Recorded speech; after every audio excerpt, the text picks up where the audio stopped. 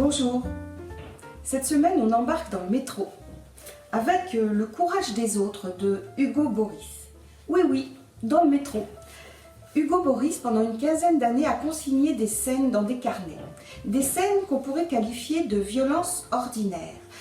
Ça va de la contrôleuse qui verbalise quelqu'un en lui infligeant une terreur redoutable au jeune homme qui passe avec un mégot allumé qui l'envoie dans la chemise de quelqu'un.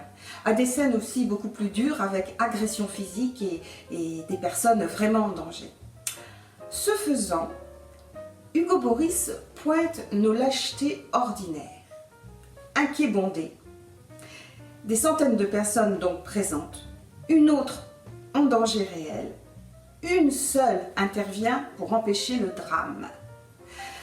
Pointant nos lâchetés, Hugo Boris révèle aussi nos courages, comme cette personne qui a su affronter sa peur, sa lâcheté et celle de toute une société. C'est très intéressant.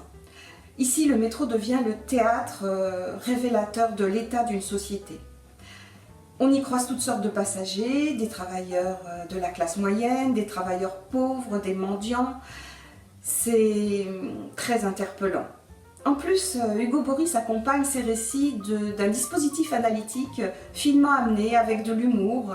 Il fait des références à des analyses psychologiques ou sociologiques pour décortiquer nos comportements et qui nous apparente, enfin, qui exprime une part d'animalité en nous pleine de sauvagerie, voire de barbarie, puisque l'humain est censé avoir conscience de ce qu'il fait et de ce qu'il ne fait pas. En plus, il y a du style, les scènes sont croquées avec un sens de la formule. Voilà, alors pour toutes ces raisons, ce livre est vraiment très intéressant, interpellant, je vous le recommande. Bonne lecture.